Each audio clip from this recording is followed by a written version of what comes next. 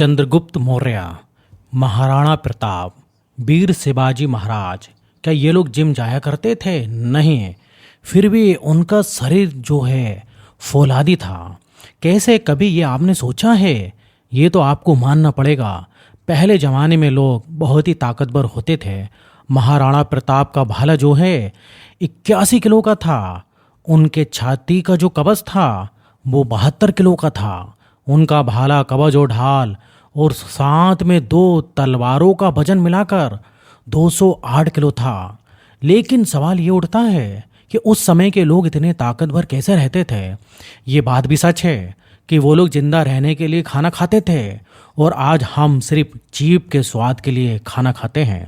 आज के बोध कहानी में आपको जो मैं सुनाने वाला हूँ उसको आपको जो है अपनी ज़िंदगी में उतारना होगा, तभी कहानी सुनने का मकसद आपका पूरा हो सकेगा।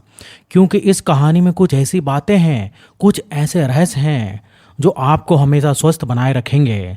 क्योंकि पहले सुख निरोगी काया, दुनिया का जो है सबसे बड़ा धन हमारा स्वास्थ्य है। पुराने समय की बात है, एक राज्य का राजा जो है बहुत ही पराक्रमी था। वो राजा इतना ताकतवर था कि आसपास के 50 से ज़्यादा राज्य के लोग जो है उस पर आक्रमण करने से पहले 100 बार सोचते थे।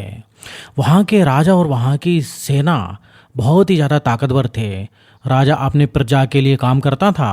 प्रजा के लिए जो सबसे फायदेमंद जो चीज़ होती थी उसी चीज़ का वह फैसला लेता। लेकिन जब राजा अपने घर की तरफ देखता तो उसे बहुत ही चिंता होती। उस राजा के 2 पुत्र थे। बड़ा वाला पुत्र बहुत ही ज़्यादा ताकतवर था। वो हर चीज़ का हुनर सीख चुका था। तलवारबाजी हो, भाले से खेलना हो या फिर आग से खेलना हो, वो हर तरफ की चालबाजी से संपूर्ण था। उसे जो भी कुछ सिखाई जाती वो बहुत ही जल्दी सीख जाता। सब राज्य के लोग यही कहते हैं कि यही राजा का उत्तराधिकारी बनेगा। और एक छोटा पुत्र था जो बहुत ही ज़्यादा कमज़ोर था। वो कुछ भी नहीं सीख पाया था, ना तलवारबाजी, ना युद्ध की रणनीति। वो हमेशा से आलस में पड़ा रहता था। राजा को ये बात बहुत ही तकलीफ देती थी। राजा चाहता था कि दोनों बच्चों को जो है बराबर राज मिले, क्योंकि दोनों तो मेरे खून ही है ना। राजा को पता था कि एक बच्चा कमज़ोर है, ये इसकी गलती नहीं है, लेकिन ऐसे कुछ बातों का ध्यान रखना होगा, तभी ये दूसरों के जैसा पराक्रमी बन पाएगा। इसी बात को ध्यान में रखते हुए एक बार राजा अपने छोटे पुत्र को एक आश्रम में ले गए। उसी आश्रम में ले गए जहाँ पर उसी राजा ने अपनी शिक्षा ग्रहण की थी। उसी गुरु के पास अपने पुत्र को ले गए और गुरु से कहने लगे कि गुरुदेव, मैं चाहता हूँ कि मेरा बच्चा आपसे शिक्षा ग्रहण करे। ये कभी भी कुछ भी नहीं सीखना चाहता। मेरा दूसरा बेटा बड़ा ही पराक्रमी है, वो राज को आज भी संभाल सकता है और ये हमेशा से मेरी चिंता का विषय बना हुआ है। मैं क्या करूं? इसको भी आप दूसरे पुत्र की तरह बड़ा बना दो। मैं चाहता हूं कि दोनों पुत्रों को बराबर का अधिकार मिले। मैं किसी के साथ भेदभाव नहीं करना चाहता। ये बात सुनकर वो गुरुदेव कहते हैं, मैं जानता हूँ राजा, इस पुत्र को क्या तकलीफ है। तुम कुछ दिनों के लिए इसको यहीं पर छोड़कर चले जाओ। मैं तुम्हें आश्वासन देता हूँ कि जब तुम वापस आओगे तो तुम्हें ये पुत्र नहीं दिखेगा, इसकी जगह और कोई दिखेगा जिस पर तुम शायद ही विश्वास कर पाओगे। क्योंकि गुरुदेव जो थे बहुत ही आत्मज्ञानी थे।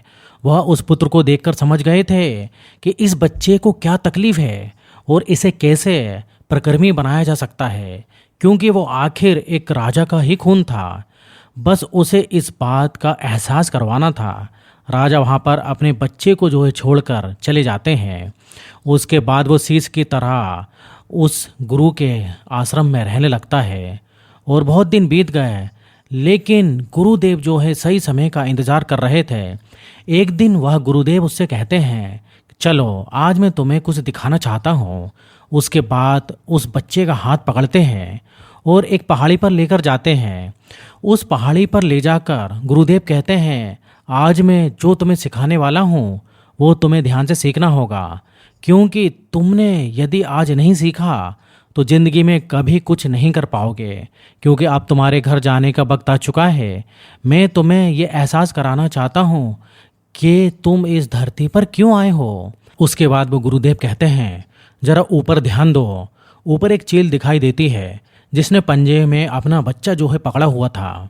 वो ऊपर आकाश में इतना दूर जाती है कि बादलों को चीरते हुए ऊपर चली जाती है और वहाँ पर जाकर अपने बच्चों को छोड़ देती है। और गुरु और शिष्य उस चील को बड़े ही ध्यान पूर्वक देख रहे थे। वो चील अपने बच्चों को छोड़ देती है। उसका बच्चा पत्थर के भांति नीचे जमीन पर आने लगता है। जब वो नीचे आने लगा तो वो अपने पंखों को भरभराने लगता है, लेकिन उसके पंख नहीं खुलते हैं। वो केवल एक पत्थर की तरह नीचे गिरने लगता है। जैसे ही वो नीचे गिरने वाला होता है, ऊपर से एक पंजा आता है और उसे पकड़ लेता है, और वो पंजा उसकी माँ का होता है। उसके बाद उसकी माँ फिर से उसको ऊपर लेकर जाती है, फिर उसको आकाश में लेकर वहीं पर जाकर छोड़ देती है। चील ऐसा कर रही थी, तभी गुरुदेव उस शीश का हाथ पकड़कर और एक पेड़ पर लेकर जाते हैं। उस पेड़ के पास वह चील का घोंसला था। उस घोंसले को जो है वह गुरुदेव उस शीश को दिखाते हैं। इस घोंसले को ध्यान से देखो, इसी में जो है उस चील का बच्चा रहता है। और इस पेड़ को ध्यान से देखो, इस पेड़ पर कितने फूल हैं, लेकिन इस घोंसले में एक भी फूल नहीं है। वो अपने कोमल बच्चों को इन फूलों के अंदर रख सकती है, लेकिन वह जानती है कि फूलों में रहकर ये सिर्फ जो है पक्षी बनेगा, लेकिन जब ये कांटे वाले घोंसले में रहेगा तभी ये एक चील बन पाएगा। और तुम भी एक राजा के बेटे हो, इसलिए तुम्हें इस तरीके से फूलों में नहीं रखा जा सकता। तुम्हें भी कांटों में रहकर अपने आप को मजबूत बनाना होगा। और वह चील आज यही कर रही है। वो चील अपने बच्चे को जो है उड़ाना सिखा रही है। वो बार बार जाकर अपने बच्चे को नीचे पटक रही है ताकि वो उड़ना सीख सके और वो जिस चीज़ के लिए पैदा हुआ है वो कर सके। वो जहाँ पर पैदा हुआ है वो अपने माँ अपने बच्चे को सिखाना चाहती है, उसको एहसास कराना चाहती है। यदि वह किसी दूसरे पक्षी की योनि में पैदा हुआ होता तो ये सब उसे करना नहीं पड़ता। वह एक फूलों में पैदा हो जाता और फूलों में ही ख़त्म हो जाता। लेकिन चील के बच्चे का एक नियम होता है, उसकी नियति उसे तभी जिंदा रखेगी जब वो ये सब हुनर वह सीख पाएगा। तुम एक राजा के बेटे हो, तुम्हें भी हुनर सीखना होगा, नहीं तो एक दिन मारे जाओगे। ये देखकर उस लड़के को बहुत कुछ सीखने को मिला। उसने कहा, गुरुदेव मुझे बहुत कुछ एहसास हो रहा है। मुझे पता है कि मैं एक राजा का बेटा हूँ, लेकिन मैं इस तरीके से जिंदा नहीं रह सकता। इसके बाद वह गुरुदेव उस शीश को पकड़कर आश्रम में लेकर आते हैं और वहाँ पर कहते हैं, मैं तुम्हें कुछ बातें सिखा रहा हूँ जो पूरी जिंदगी भर तुमको याद रखना होगा। चील से तो तुमने बहुत कुछ सीखा है, लेकिन तुम चील के बच्चों की तरह तो ज्ञान नहीं ले सकते ना। आखिर तुम एक इंसान हो और तुम इंसान के बच्चे हो, और तुम्हें इंसान की तरह ही तुमको अपने शरीर को बनाना होगा। आज मैं तुम्हें कुछ बातें बता रहा हूँ जो तुम्हें अपने घर जाकर करनी है, तभी एक प्रकर्मी राजा तुम बन पाओगे, अपने शरीर को स्वस्थ रख पाओगे, क्योंकि राजा कभी बीमार नहीं पड़ता। और यदि तुम्हें बीमार नहीं पड़ना है तो तुम्हें इन बातों का हमेशा ध्यान रखना होगा। पहली बात जो तुम्हें ध्यान रखनी है, हमेशा सुबह जल्दी उठना। और तुम एक इंसान हो, इसलिए तुम्हारे लिए 6 से 8 घंटे की नींद बहुत है, इससे ज़्यादा कभी भी मत सोना। और सुबह जल्दी उठकर अपना जो हुनर होता है, जो एक राजा अपना हुनर सीखता है, वो हुनर तुम्हें सुबह जल्दी उठकर सीखना है। सुबह जल्दी उठकर तुम्हें योगा और प्राणायाम करना है। अपने शरीर को जितना तुम स्वस्थ रखते हो, उससे भी ज़्यादा तुम अपने अंदर की शक्ति को स्वस्थ और अच्छा रखना। अपने मानसिक शक्ति को भी उतना बढ़ाना, और ये मानसिक शक्ति तुम्हें ध्यान से मिलेगी। हमेशा ध्यान करना, हमेशा सुबह जल्दी उठकर प्राणायाम करना, हमेशा सुबह जल्दी उठकर योगा करना, और यही तुम्हें हमेशा मजबूत रखेंगे। और यदि जिस दिन तुम सुबह जल्दी नहीं उठते हो तो तुम एक तरीका अपनाना, इससे तुम जल्दी सुबह उठ पाओगे। जिस दिन तुम यदि 10 मिनट भी लेट हो जाते हो, उस दिन अपने शरीर पर एक कोड़ा मरवा देना। यदि दूसरे दिन 20 मिनट लेट हो जाते हो तो 2 कोड़े मरवा देना। देखना 4 या 5 दिन बाद तुम उस समय उठोगे जिस समय तुम उठना चाहते हो। दूसरी बात जो हमेशा ध्यान में रखना, भरपूर स्वस्थ खाना खाना। कभी भी ऐसी चीज़ मत खाना जो तुम्हारे शरीर को नुकसान पहुंचाती हो। हमेशा तुम स्वस्थ खाना खाना, जैसे कि सब्जियां, फल, दूध, दही। यही होता है असली भोजन। हमेशा भोजन करना शरीर के लिए, जीभ के स्वाद के लिए। तुम ऐसी चीज़ें मत खाना जो तुम्हारे शरीर को नुकसान पहुंचाती हो। अगली बात जो तुम्हें ध्यान में रखनी है, यदि तुम्हारे मन में कोई ऐसी बात है जो तुम्हें चिंता में डाल रही है, तो अपने घर परिवार में कहना। कभी भी मन में छुपाकर उस बात को मत रखना, क्योंकि वो बात जो है तुमको कमज़ोर बना देगी। वो बात तुम्हें चिंता में लेकर जाएगी, और चिंता शरीर को जो है चिता बना देती है। इसलिए अपने मन में कभी भी कोई भी बात छुपाकर मत रखना। हर बात को अपने घर के, अपने परिवार से, अपने पिताजी से कहते रहना। कोई भी बात अपने मन में छुपाकर मत रखना। हमेशा सकारात्मक सोचना। कभी भी नकारात्मक विचार अपने दिमाग में मत रखना।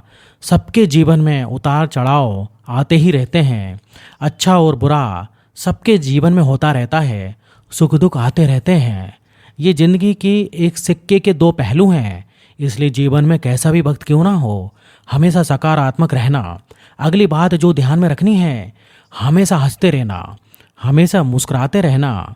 यदि तुम्हारे मन में किसी भी बात की चिंता हो, तो वो बात की चिंता तुम्हारे चेहरे पर नहीं दिखनी चाहिए, क्योंकि तुम एक राजा हो, और एक राजा हमेशा मुस्कुराता हुआ होना चाहिए।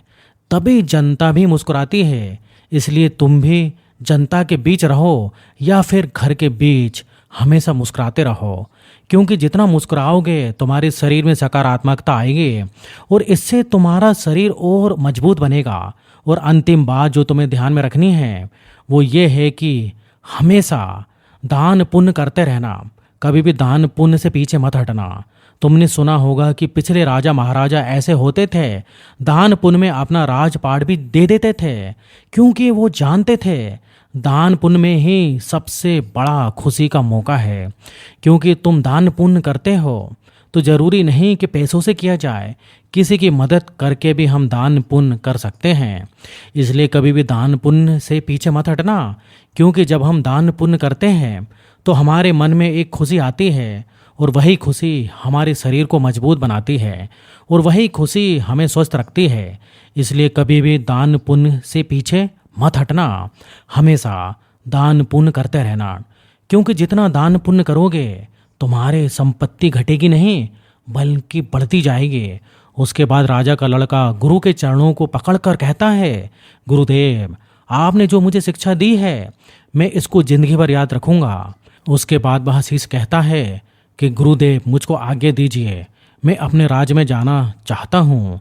दोस्तों, इस कहानी में बताई गई बातें को जो है आपको अमल करना है, और उतना ही ज़रूरी है ये उतना ही ज़रूरी है जितना कि आपने ध्यान लगाकर ये वीडियो देखा है, और आपको इसके परिणाम ज़रूर मिलेंगे।